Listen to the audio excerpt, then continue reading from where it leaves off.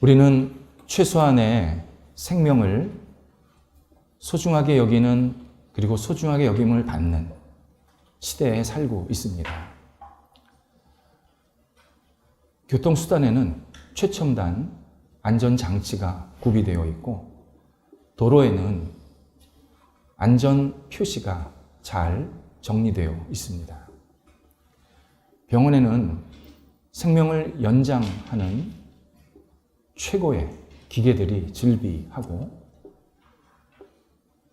경제 분야에서는 우리의 생명을 잘 보존할 수 있도록 도와주는 여러 가지 금융 상품들이 준비되어 있습니다. 지금 우리는 지금까지 인류에서 살아온 기간 중에서 가장 생명을 존중받고 영위할 수 있는 고도화, 세분화, 전문화된 시대에 살고 있습니다. 과거는 비교할 수 없을 정도로 우리는 생명을 지금 소중히 여기고 있습니다.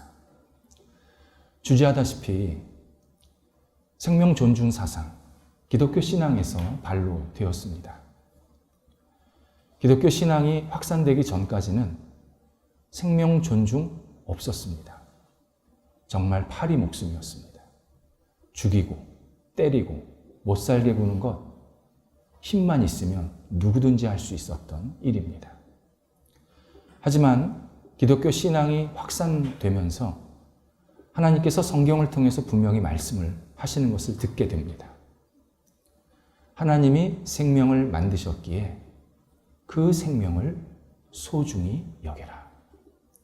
특히 인간은 하나님의 형상을 가진 존재이기에 서로를 독려하고 배려하고 살리고 도와주는 일을 익숙해야 된다. 내 이웃을 내 몸처럼 사랑하라. 가르치심을 넘어서 명령하셨습니다. 이에 우리 신앙의 신실한 선조들이 이 명령을 꼭 붙잡고 옆에 있는 사람들을 도와주고 세우고, 그리고 생명 존중하는 다양한 장치들, 방법들을 만들어내서 지금 우리 사회가 이렇게 생명 영위하는 데 넉넉해지게 되었습니다. 그런데 오늘 본문 25절에서 예수님의 말씀은 우리를 굉장히 당혹하게 만듭니다. 누구든지 자기 목숨을 사랑하면 잃을 것이요, 자기 목숨을 미워하면 보전받게 되리라. 다른 성경 구절과 정면으로 배치되는 내용처럼 들립니다. 그리고 반시대적인, 시대 역행적인 말씀처럼 들립니다. 우리들의 상식 분명합니다. 내가 내 생명을 소중하게 여겨야 남의 생명도 소중하게 여길 수 있고 잘 존속할 수 있다. 내가 내 생명을 미워하면 나한테만 문제가 생기는 게 아니라 주변에 심각한 폐해를 주게 된다. 이것이 우리의 생각입니다. 그래서 오늘 본문을 읽는 사람에 따라서는 예수님께서 생명을 경시한다. 예수님이 이상한 논리로 사람들을 왜곡 그리고 선도하고 있다. 라고 받아들일 수 있게 됩니다. 하지만 하나님의 말씀, 예수 그리스도의 말씀은 우리가 생각하는 것 이상의 높은 차원의 진리가 들어있고 깊은 의미가 담겨 있습니다. 오늘 본문도 그런 내용 가운데 하나입니다. 예수님의 말씀 허투루 들을 수 없는 이유가 먼저 있습니다. 예수님께서 그렇게 사셨습니다. 예수님께서 십자가에 당신의 생명을 내려놓으시고 죽으셨습니다. 그리고 십자가에 죽은 예수님을 믿는 사람을 당신이 가진 그 생명으로 부여해 주십니다. 당신은 십자가에서 생명을 내려놓고 죽으셨지만 이 예수 그리스도를 믿는 사람에게는 당신에게 있는 생명, 영원한 생명을 하나씩 하나씩 나누어 주십니다. 예수님의 생명, 아깝지 않아서 죽으신 게 아닌 겁니다. 예수님의 생명이 10개, 20개 있기 때문에 하나 버리신 거 아닙니다. 예수님의 생명, 세상에서 유일한 생명이시고 천지 창조를 하신 창조주이시고 세상을 주관하시는 전능자의 생명입니다. 창조주의 생명은 피조물의 생명 합보다 더 위대합니다. 피조물이 아무리 대단해도 아무리 존중받는다 해도 창조주 한 분이 이 피조물 모두를 만들어내셨기 때문에 다 합친 것보다 비교할 수 없을 정도로 피조물의 이 생명보다 창조주의 생명이 위대하신 겁니다. 그런데 예수님께서 그 생명을 십자가에 과감히 내려놓고 죽으십니다. 우리를 너무 사랑해서 구원해 주시고 영원한 생명을 주시기 위함이었습니다. 예수님께서 아깝지 않아서가 아니라 우리를 사랑하는 마음이 당신의 생명을 내어놓을 만큼 너무 진지하고 깊었기 때문에 십자가에서 못 박혀 죽게 되십니다. 사람은 예수님을 믿기 전에 죽은 생명입니다. 죽은 생명. 호흡만 하고 있는 동물적인 삶을 산다라는 뜻입니다. 예수를 믿기 전에 우리의 생명은 밥 먹고, 자고, 누리고, 번식하고 끝입니다. 동물 이상의 삶을 살 수가 없습니다. 어떤 사람은 그래도 저 의미 있습니다. 저 목적 있게 삽니다. 가만히 들여다보면 그 의미와 목적은 다 자신의 욕정과 자신의 이기심을 채우기 위한 의미와 목적입니다. 그 이상을 못 넘어갑니다. 내가 배부르면 세상 편한 거고, 내가 배고프면 세상이 잘 돼도 세상 잘못됐다고 생각하는 게 인간입니다. 그런데 예수 그리스도를 믿게 되면 내 목적과 삶이 완전히 뛰어넘습니다. 더 높은 가치, 더 위대한 나라, 우리가 생각한 것보다 훨씬 큰 그림을 가지고 생활하게 만드십니다. 내가 배고파도, 내가 배불러도, 내가 힘든 일이 있어도, 좋은 일이 있어도 그것으로 만족하거나 불평하지 않고 그 다음 단계 더 큰 뜻을 생각하면서 진짜 인간만이 살 수 있는 최고의 인생을 살아갈 수 있도록 우리들에게 끊임없이 동기부여를 해주십니다. 예수 그리스도를 믿으면 이런 삶의 복이 있습니다. 예수님께서 이 진실을 알려주시기 위해서 당신이 만드신 이 피조세계의 질서 하나를 예로 드십니다. 24절입니다. 한 알의 밀이 땅에 떨어져 죽지 않으면, 썩지 않으면 한 알 그대로 있고 죽으면, 썩으면 많은 열매를 맺느니라. 너무나도 당연한 이야기, 너무나도 중요한 진실을 우리에게 알려주십니다. 씨앗이 땅에 뿌려졌을 때 많은 열매를 맺는 근원적인 이유가 있습니다. 씨앗이 땅과 하나 되어서 썩고 분해되었기 때문입니다. 아무리 좋은 종자가 있더라도, 아무리 훌륭한 경험이 많은 농부가 있더라도, 그 농부가 아무리 좋은 양분을 주더라도 씨앗이 썩지 않으면 열매 없습니다. 우리는 이걸 너무 당연하게 생각하는 겁니다. 씨앗을 심으면 열매가 맺을 것이다.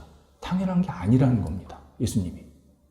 씨앗이 썩어야 열매가 맺히는데 실제로 썩지 않는 씨앗들이 많다는 겁니다. 그리고 씨앗이 썩으면 본인만 좋은 게 아니라 여러 주변 상황들, 사람들도 같이 살리는 풍성한 열매가 맺힌다. 그렇게 우리에게 알려주십니다. 씨앗이 썩으면 열매가 풍성히 열려서 결국 그 열매가 땅에 좋은 양분이 됩니다.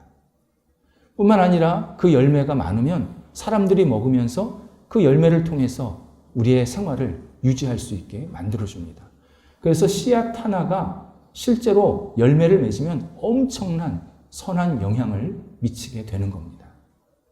이것은 우리 일상생활 속에서도 분명히 확인할 수 있는 내용입니다. 직장에서 이런 일이 있습니다. 대부분의 직장인은 출퇴근 시간이 정해져 있습니다. 어떤 직장인은 나는 제 시간에 출근해서 제 시간에 퇴근하면 되지.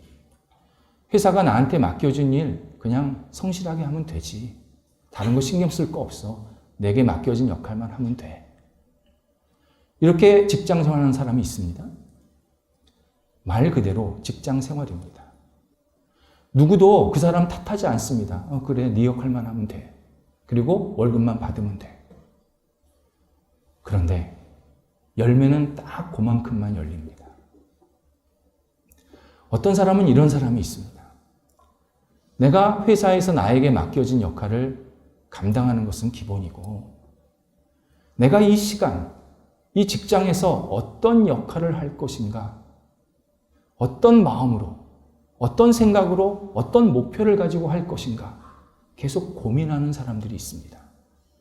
이런 사람을 성경에서는 사명의식이 있다라고 표현을 합니다. 똑같이 일해도 전혀 다른 결과가 나옵니다. 처음에 이런 사람들을 옆에서 보면 주변에서 공격합니다. 야, 너 혼자 직장 생활해? 보조 좀 맞춰. 친해지 마. 너 승진하려고 그러지. 너 윗사람한테 잘 보이려고 그러지. 막 힐난하고 깎아내리고 비판을 받게 됩니다. 그런데 이 사람이 진심으로, 진지하게 자신의 역할을 하면서 더 큰 차원, 그리고 주변 사람들, 나아가서 회사를 위해서 내가 어떻게 기여할 수 있을까를 생각하면서 행동하면 어느 순간부터 그를 칭찬하기 시작합니다. 왜요? 열매가 맺히거든요. 주변 사람들에게 유익을 주는 열매가 생기기 때문에 그 회사나 주변 사람들이 당신 때문에 우리 회사가 잘 운영되고 있습니다. 칭찬하고 존경합니다. 그래서 과거에 한 기업의 최고 총수가 인재 하나가 10만 명을 먹여 살린다고 말을 한 겁니다. 인재 하나가 잘 역할을 하면 주변에 많은 열매가 맺히더라는 겁니다. 실제로 그런 일들이 우리에게는 많이 있습니다. 우리 대한민국 기독교 신앙을 가진 선조들이 그런 마음으로 열심히 이 땅을 일군 겁니다. 제가 아는 선배들도 보면 기독교 신앙을 갖고 일하시는 분들을 보면 달라요. 의미가 달라요. 그리고 그분을 통해서 너무나도 좋은 열매들이 맺히는 것을 보면서 하나님께서 이런 사람들을 통해서 충만한 열매가 있게 하시는구나 깨닫게 만드십니다. 그런데 오늘 본문은 단순히 이런 윤리적이고 어떤 직장생활 잘하는 생활 방식의 이야기를 하는 게 아닙니다. 훨씬 깊은 영적인 의미가 담겨 있습니다. 신앙적으로 내가 미랄이 되어서 썩는다, 죽는다라고 하는 것을 뭐라고 표현하냐면 십자가 중심의 삶을 산다라고 바꿔서 말합니다. 우리는 내 생각, 내 기준, 내 판단이 있습니다. 근데 내 생각, 내 기준으로 사는 게 아니라 예수 그리스도 십자가 중심으로 모든 언행을 맞추는 것. 그 십자가에 내 마음과 내 생각과 내 모든 인생을 내어 맡기면서 그 십자가 중심으로 내가 생각하고 말하고 행동하는 것. 이것을 한 알의 밀이 썩는다라고 표현합니다. 다른 표현으로는 성경적으로 자기 부인입니다. 자기 부인이라는 것은 자기를 모멸하고 자기를 비하하라는 뜻이 아닙니다. 내가 가지고 있는 모든 것, 내가 생각하는 갖춘 모든 것들이 오직 예수 그리스도 십자가 중심으로 생각하고 행동하고 말하는 것. 이것이 자기 부인의 핵심입니다. 성경에서는 사도 바울이 이런 인생을 살았습니다. 사도 바울이 신약 성경 갈라디아서 2장 20절에서 이렇게 고백을 합니다. 내가 십자가에 못 박혀 죽었다. 바울은 자기 기준, 자기 율법, 자기 판단이 너무 명확했습니다. 그래서 그걸 가지고 예수님을 거부합니다. 예수 믿는 사람을 핍박합니다. 그러면서도 바울은 내가 잘하고 있다. 내 기준으로, 내 생각으로, 내 경험으로 볼 때 지금 예수는 거부당해야 되고 예수 믿는 사람들은 죽어 마땅하다. 그렇게 생각했습니다. 그런데 십자가에 죽으시고 부활하신 예수 그리스도를 만나고 나서 자기 영혼과 삶에 심각한 오류가 있다는 것을 깨닫게 됩니다. 자기 영혼이 예수 그리스도를 받아들이지 못할 만큼 심각한 죄가 있다는 것을 깨닫게 됩니다. 예수 믿는 사람들을 핍박할 만큼 그런 자기에게는 의로움이 없구나. 내가 그런 자격이 없구나. 오히려 저 사람보다 내가 못하구나. 이 사실을 깊게 받아들이게 됩니다. 그때부터 바울이 나는 십자가 위에 내 모든 것을 내려놓는다. 내가 가진 지식, 배경, 가문, 생각, 십자가 위에 내려놓고 십자가 위에 죽으신 예수 그리스도를 중심으로 내가 지금부터 산다. 그것이 십자가에서 죽었다라고 표현한 겁니다. 놀라운 결과가 일어납니다. 바울이 자기 주장을 가지고 확신 있게 행동했을 때는 자기 영혼도 죽였고 주변 사람들도 죽였습니다.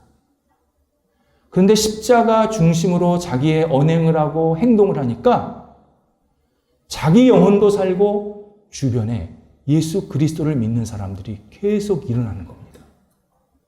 바울이 가는 곳마다 그 예수 그리스도 믿는 사람들의 모임, 예배 모임인 교회가 계속 세워집니다. 한 번 더 가면은 그 교회가 또 활성화됩니다. 바울이 가는 곳곳마다 하나님께서 십자가 중심에 살고 있는 이 바울을 통해서 놀라운 열매와 결실들이 계속 맺히게 하시는 겁니다. 한 알의 밀이 땅에 떨어져 썩었더니 엄청난 결과들이 바울을 통해서 나타나게 하셨습니다. 2000년 전에 바울이 십자가 중심의 삶을 살았다면 지금서부터 120년 전에 영국의 복음 전도자였던 조지 뮬러가 자기 부인을 하면서 살았던 대표적인 인물입니다. 조지 뮬러, 영국의 브리스톨이라는 지역에 들어가서 복음을 전하다가 이 브리스톨이 엄청난 열악하고 문제가 많은 도시라는 것을 발견하게 됩니다. 아버지들이 대부분 전쟁에 나와서 죽었습니다. 그리고 브리스톨이 간해승업이 잘 발달되어 있었던 도시였는데 기계가 들어오다 보니까 대량 실업 상태가 생기는 겁니다. 사람이 다 잘려나가는 겁니다. 그러니까 당연히 가정이 파탄이 나죠. 매일 아침에 길거리로 고아, 그리고 준고아 같은 아이들이 막 쏟아져 나오는 겁니다. 조지 뮬러가 내가 이곳에서 아이들과 함께 생활해야겠다. 하나님께 큰 소명을 받게 됩니다. 그리고 영국에서 최초로 고아원, 지금의 보육원을 시작하게 되었습니다. 처음에 5명이 같이 생활을 했습니다. 그런데 점점 늘어나서 2,000명이 같이 생활하는 겁니다. 브리스톨에서만.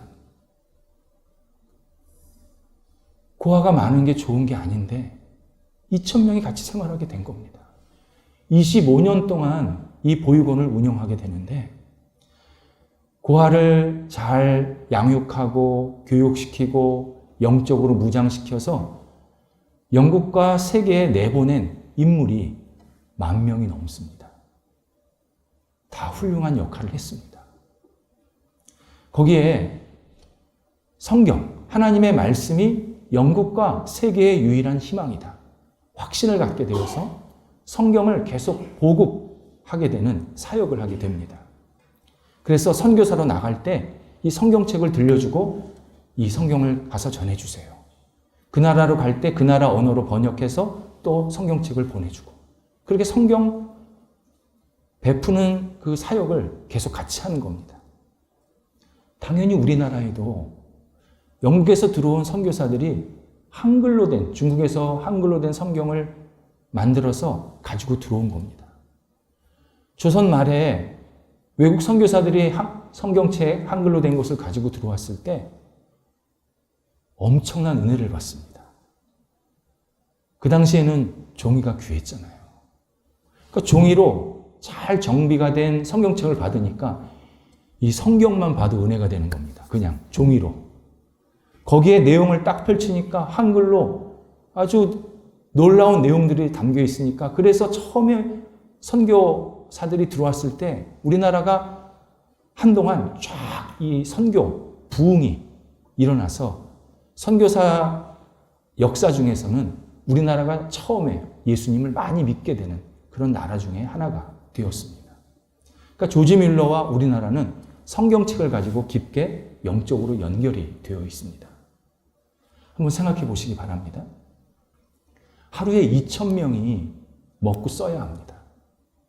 거기에 성경책까지 배포해야 합니다. 얼마나 많은 비용이 들을까요? 조지 밀러는 한 번도 주변에 손을 내밀지 않았다고 합니다. 오로지 기도합니다. 기도하면 놀랍게 어느 이름 없는 독지가가 그리고 여기 출신 예전에 고아였던 친구가 다양하게 십시일반 도와줘서 계속 이 사역을 감당할 수 있게 만들어준 겁니다. 조지 밀러가 마지막에 자신이 얼마큼 기도 응답을 받았는지 한번 쭉 헤아려 보았답니다. 뭐 일기책도 보고 반출을 했겠죠. 5만 번.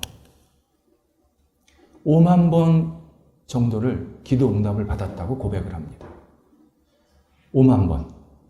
하루에 한 번씩 기도 응답 받으면 100년 받으면 36,500번입니다. 그 무슨 말입니까? 하루에 수차례 기도 응답을 받았다는 겁니다. 그러니까 후배들이 너무 신기해서 선배님, 저는 그렇게 열심히 기도했는데 기도 응답 한 번도 제대로 못 받습니다. 비결이 뭡니까? 묻습니다.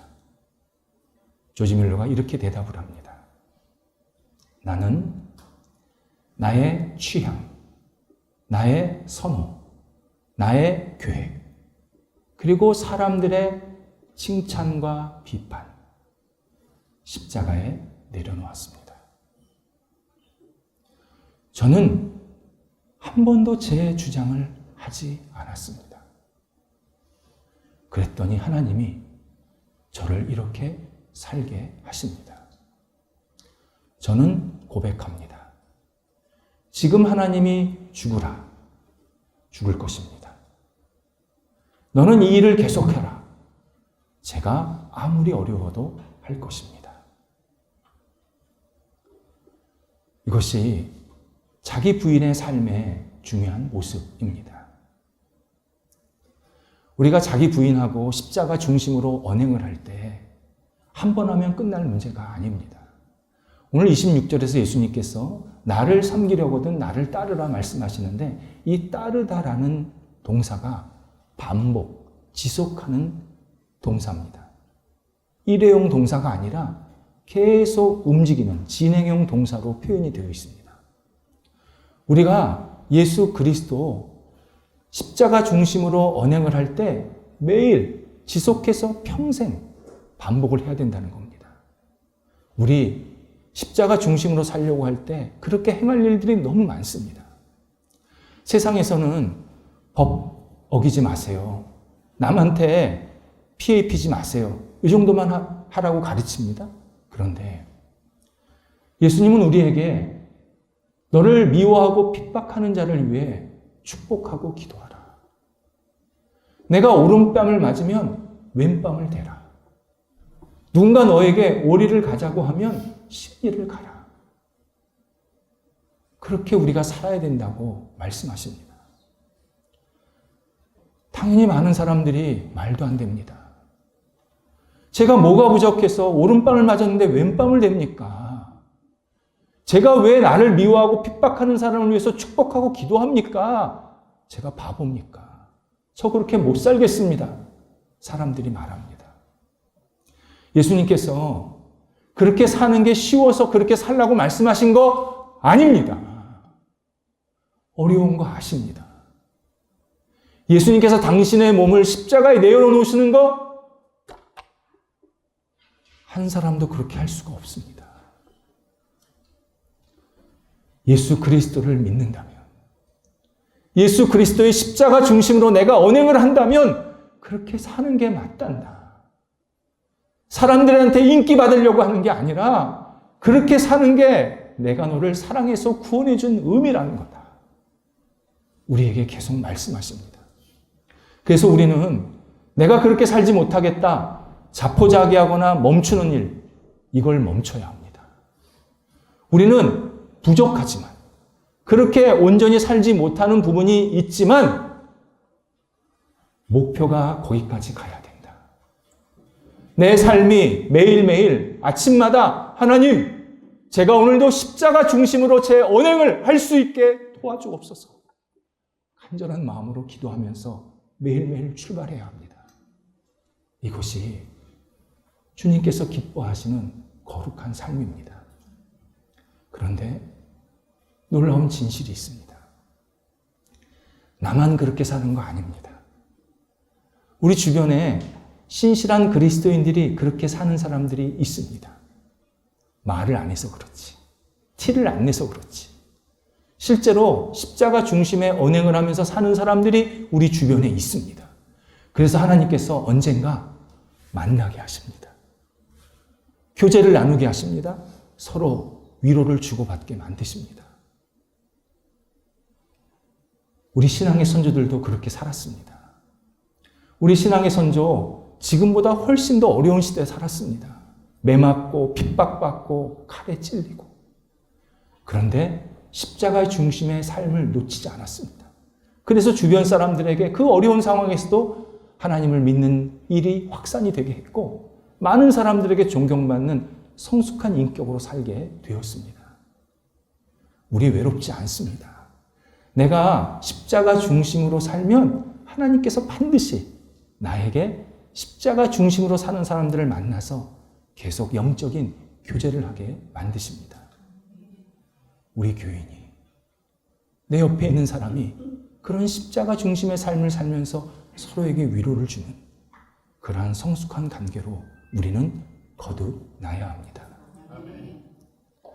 하나님께서 십자가 중심으로 살면 두 가지 복의 약속을 하십니다. 26절인데요. 하나가 내가 너와 함께 거한다, 함께 하시겠다 약속하십니다. 하나님께서 우리와 함께 하시겠다는 거 잠시 왔다가 사라지는, 없어지는 사람이나 물건 아닙니다. 천지를 창조하시고 지금도 인도하시고 앞으로도 영원히 주인이실 하나님이 나와 함께 하신다고 약속을 하십니다. 얼마나 힘이 되고 용기를 주는지 모릅니다. 얼마나 나에게 지혜와 은혜가 되는지 모릅니다. 세상의 주인이 나와 함께 하시겠다고 약속하시는구나. 내가 아파도 건강해도, 내가 실패해도 성공해도, 내가 어려운 일이 있어도 좋은 일이 있어도, 내가 갖춘 것이 없어도 갖춘 것이 있어도 십자가 중심으로 내가 살면 하나님께서 나와 영원히 함께 하신다고 약속하시는구나.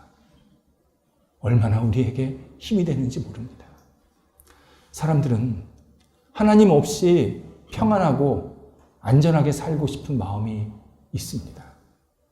그런데 하나님 없이 편안한 생활, 안전한 생활은 끝에 후회와 한숨으로 마무리가 됩니다.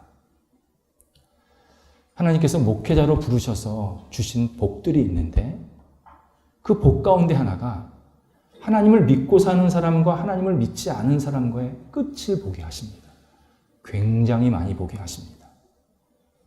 제가 장례만 해도 1000번이 넘게 했습니다. 얼마나 많은 사람들을 봤는지 모릅니다. 그런데 하나님 없이 편안하게 살려고 했던 마지막 사람들의 모습은 언제나 우울했습니다. 어두웠습니다. 하나님과 함께 하면서 예수 그리스도의 십자가의 삶을 살았던 그 사람의 모습을 보면 어려움도 있었고, 굴곡도 있었고, 아픔도 있었지만 하나님 안에서 진정한 기쁨과 감사로 삶을 마무리하는 모습들을 보게 됩니다. 두 번째 약속이 하나님이 그를 존귀하게 여기시겠다. 그렇게 말씀을 하십니다. 우리 이 세상에 살면서 이 존귀하게 대접받고 싶은 마음이 있습니다. 그래서 이 현대사회가 낳은 중요한 단어가 있잖아요. VIP 아십니까? VIP. 이게 현대산업사회가 만들어낸 단어입니다. VIP. 요즘에는 이 단계가 많이 넘어가더라고요. VIP. 거기까지만 아시나요? 스페셜 VIP. 거기까지만 아시나요? 슈퍼 VIP. 색깔이 달라. VIP의 공통점이 있습니다. 백화점에서는 어느 이상을 써야 VIP가 됩니다.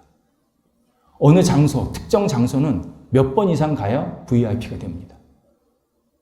내가 많이 쓰면 VIP 대접한다는 겁니다.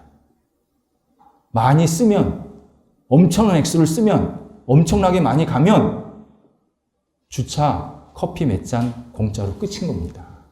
그게 VIP입니다. 하나님께서 우리를 VIP로 존귀한 자로 여기실 때는 전혀 다릅니다.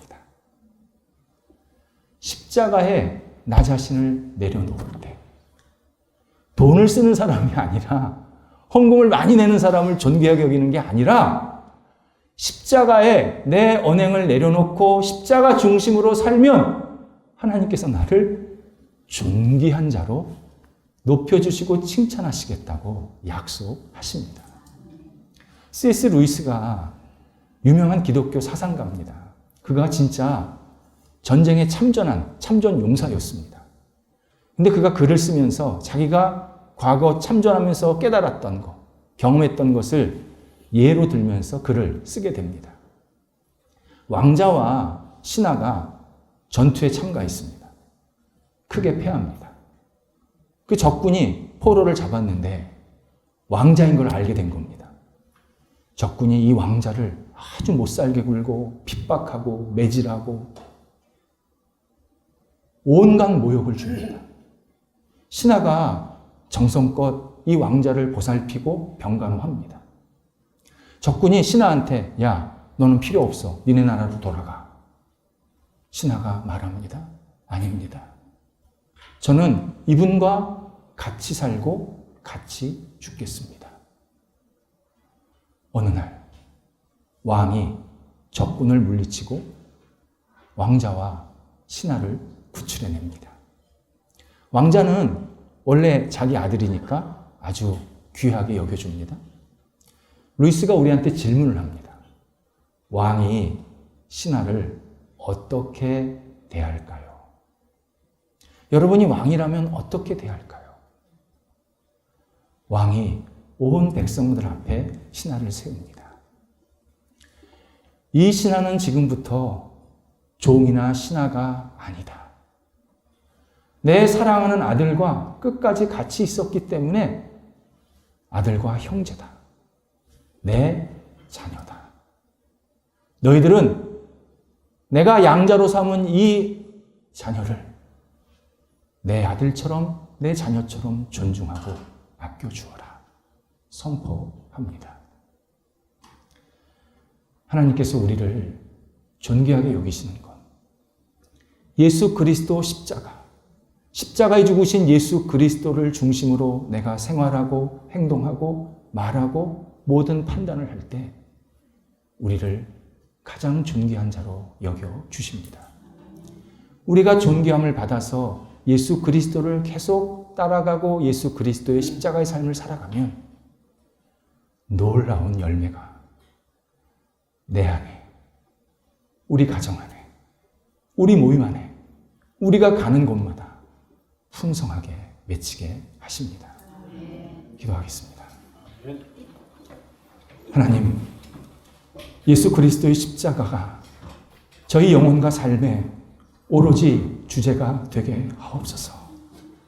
주님께서 가신 길을 저희가 기쁨으로 가게 하시고 주님께서 저희를 위해서 생명을 내어놓으신 것을 깊게 받아들이며 저희도 이 땅에서 십자가의 삶을 감사함으로 감당할 수 있는 복된 인생이 될 수 있도록 역사하여 주시옵소서.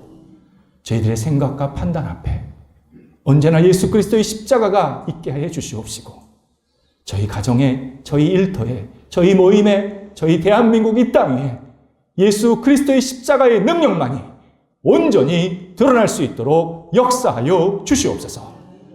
예수님의 이름으로 기도드립니다. 아멘.